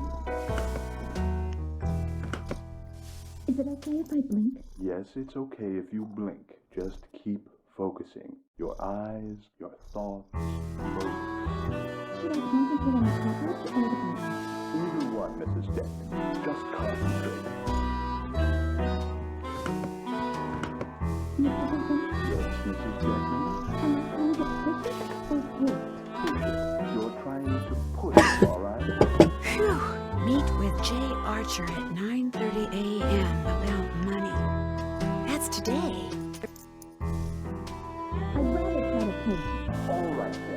Try to pull it. I'm good at pulling. Just concentrate. What does it mean if I'm starting to get lightheaded? It means you're doing too much talking and not enough concentrating. This is hard, Mr. Topham. You can do it, Mrs. Declan. Just keep looking down that tube at that one spot. Pretend your thoughts are a hurricane, whirling around that one spot, grabbing it, dragging it towards you. Mrs. Declan, please.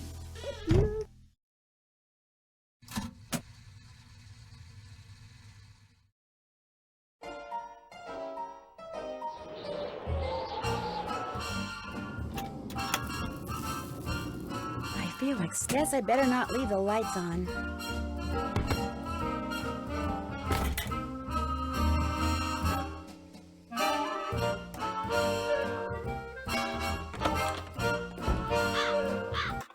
Drop a nickel into the slot, please. Very good.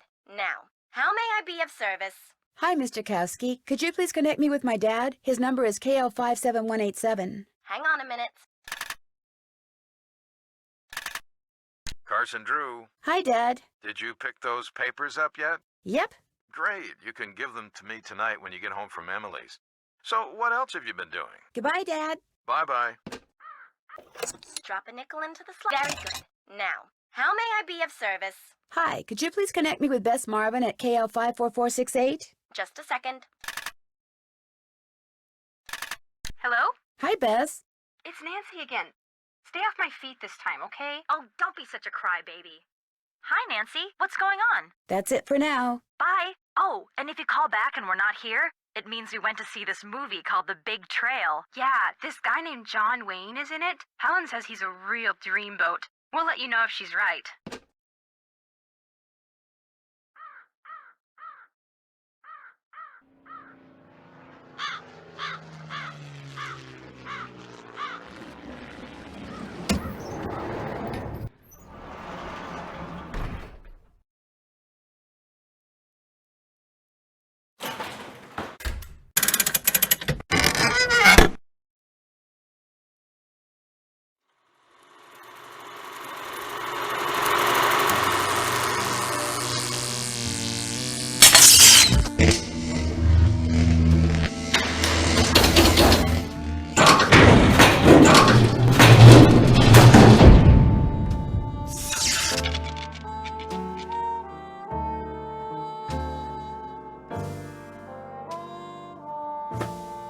That won't work.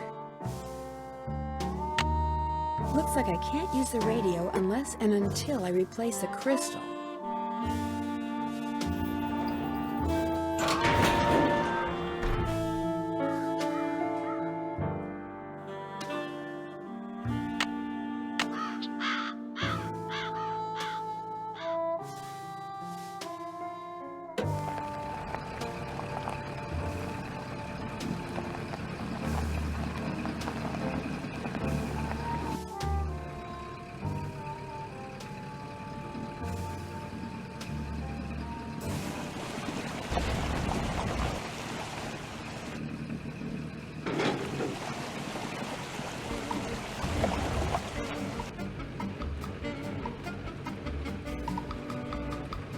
Hello, Mr. Waddell. Are you done making that blank? Have you got my fee? No. Good day.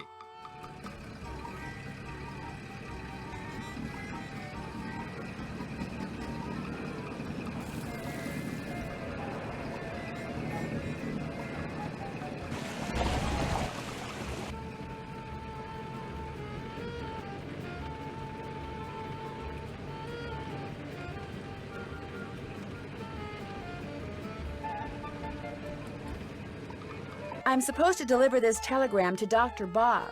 That would be me, thank you. Wow, that's a big telescope. Come back after dark and I'll let you take a look. You can consider it your tip. I may just do that. Bye-bye.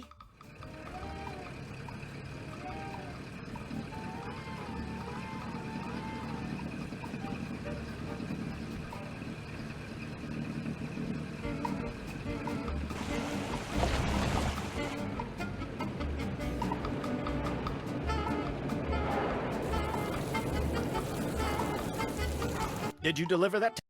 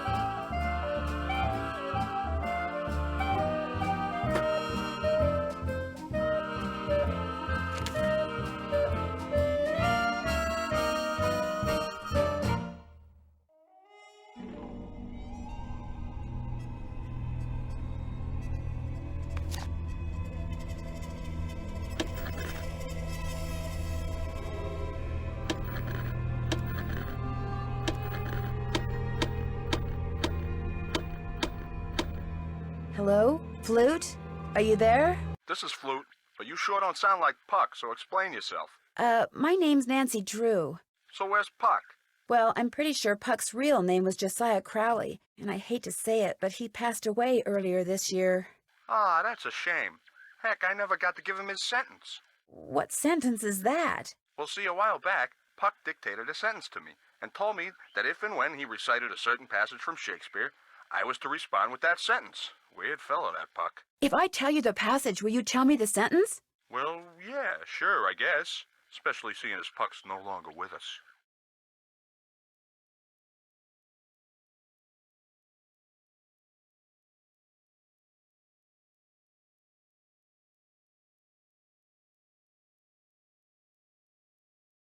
Shall we their fond pageant see? Lord, what fools these mortals be! That's it. Here, let me check my logbook for the response. Now I'm supposed to say, leave by road when the owner is in, because then there will be thieves about. Leave by road when the owner is in, because then there will be thieves about? Those were Puck's exact words. Did you know Puck very well? I felt like I did. Met him over the radio a couple of years ago. What a character. What'd you say his real name was? Josiah Crowley. Strange. I never heard of him. Why is that strange? He led me to believe he was this big cheese out in Hollywood. You know, some famous producer, director or something. Said he owned his own studio. He didn't own a studio, and he certainly didn't live in Hollywood. I'll be darned. So he was just lying to me. Well, that's all right. I may have told him a fib or three over the years myself. Like the time I told him I was a scratch golfer. I don't even know what that means. In any case, hope I've been of some help. Over and out.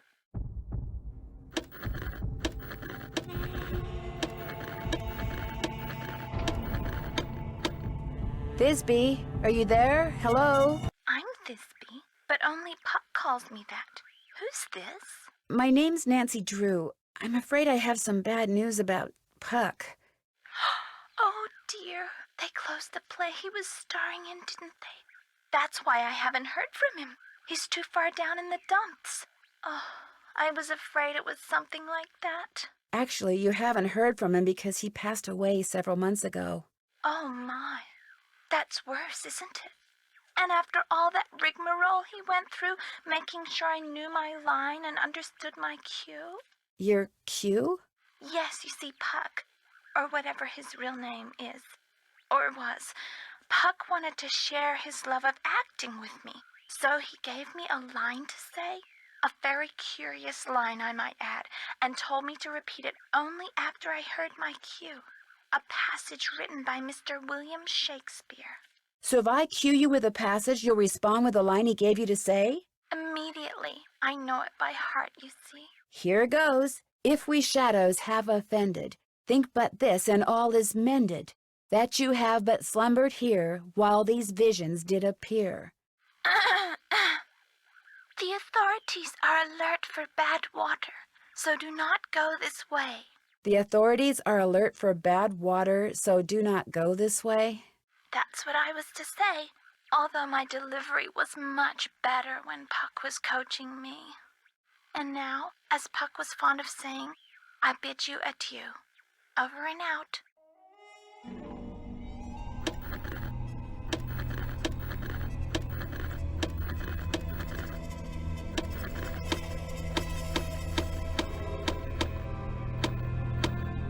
Hello? Is anyone there? Hello? This is Pyramus. Who are you? My name's Nancy Drew. Does somebody named Puck usually call you on this frequency? Somebody named Puck used to. Apparently he found something better to do. Haven't talked to him in months. Well, that's because he passed away not too long ago. Oh, well, that's a good excuse, I guess. How'd you know he called me Pyramus? I'm a friend of his. I found your name and radio frequency in his journal. So why are you talking to me? Did Puck, ever ask you to tell him something whenever he read a certain passage from Shakespeare? Whenever he rattled off this Shakespeare quote, I was supposed to rattle off this stupid saying he gave me. How did you know about that?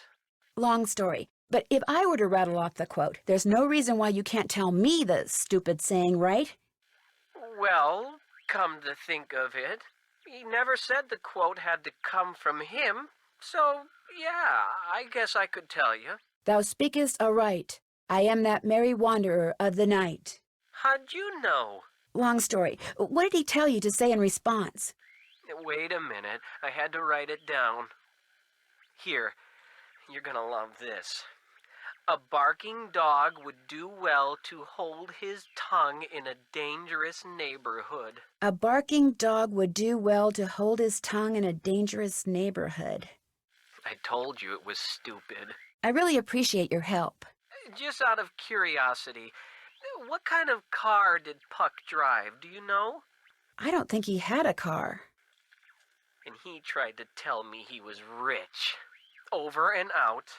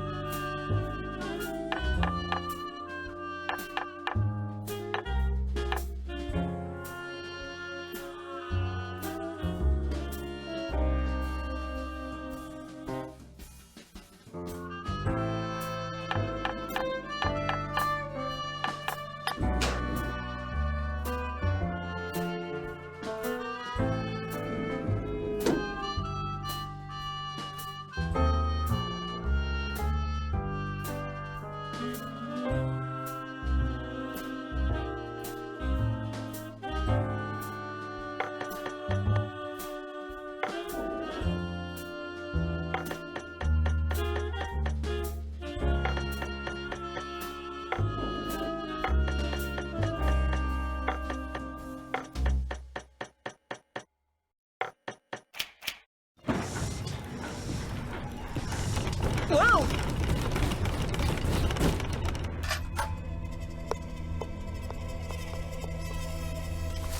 A golf ball. No doubt meant to be used on that golf course of Josiah's.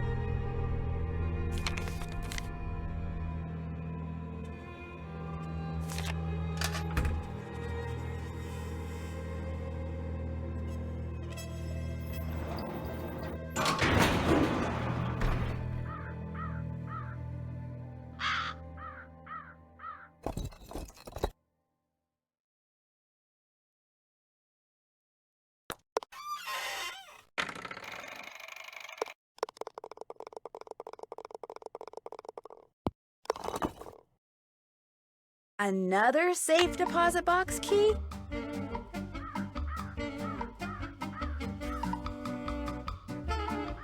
Emily, please, just say we're going. It's all right. It's not all right. Stop lying. Something's wrong with me. You've got to go talk to Emily. She's in a bad way. What do you mean? What's happened? Please, go talk to her. She won't listen to me. I'm no help at all.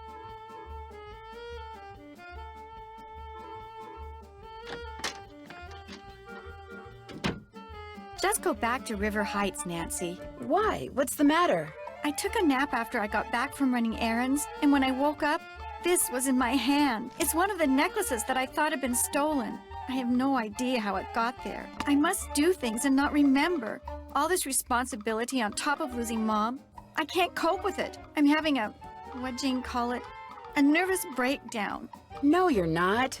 I don't want to talk anymore. Go home. You're just making things worse.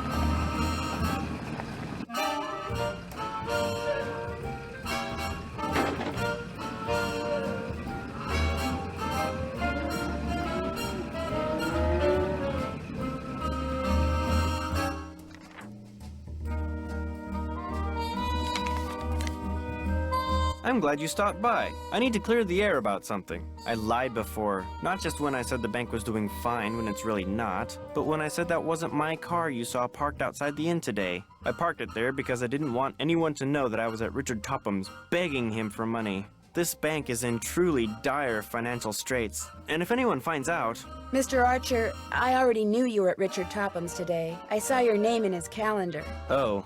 So what can I do for you? I found another safe deposit box key that belonged to Josiah. Impossible. Josiah only had one box, and you've already opened it. Can you tell me whose key this is?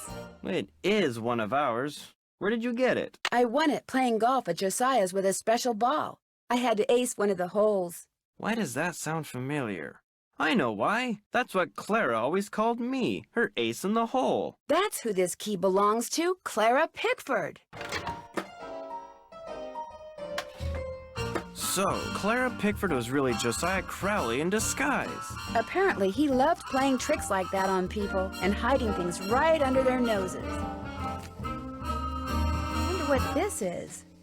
Gloria Dowd, now Crandell, and Jane Willoughby, circa 1912. Jane Willoughby? That doesn't look the least bit like Jane Willoughby. No, it certainly doesn't. I'd better get back to the Lilac Inn and have a talk with her right now.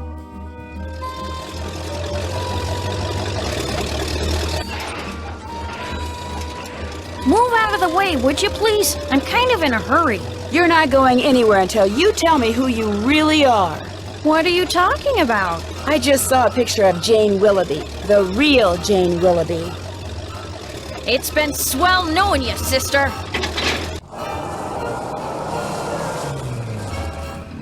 I can't let Jane out of my sight.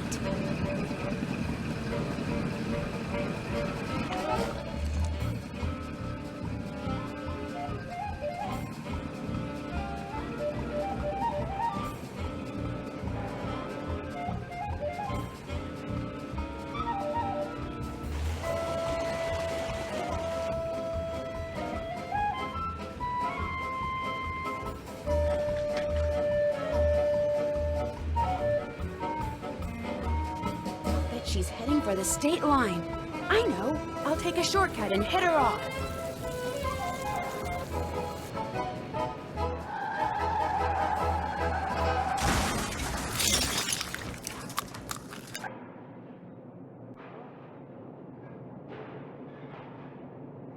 Why couldn't you just mind your own business?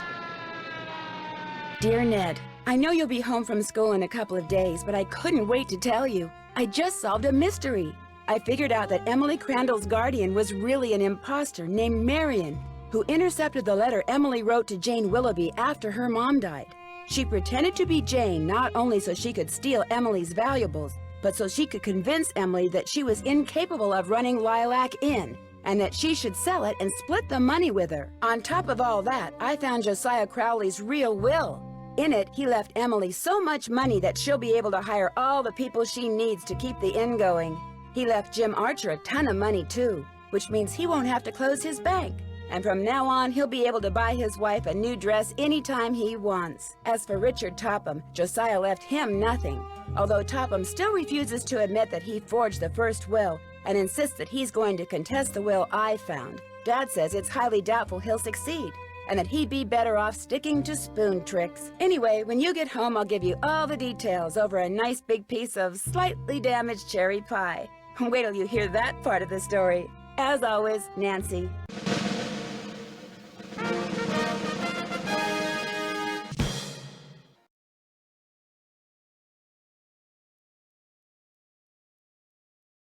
Great news, I think. See, Frank and Joe Hardy have invited me to help them solve a mystery. Only this mystery takes place on a train. But not just any train. A train that was found abandoned years ago in the middle of nowhere. All of its passengers had simply vanished. Some people say the train is jinxed. Others say it's haunted. I mean, it'll be fun to finally get to work alongside the Hardy boys. But I just hope the trip we're going on doesn't turn out to be, you know, one way.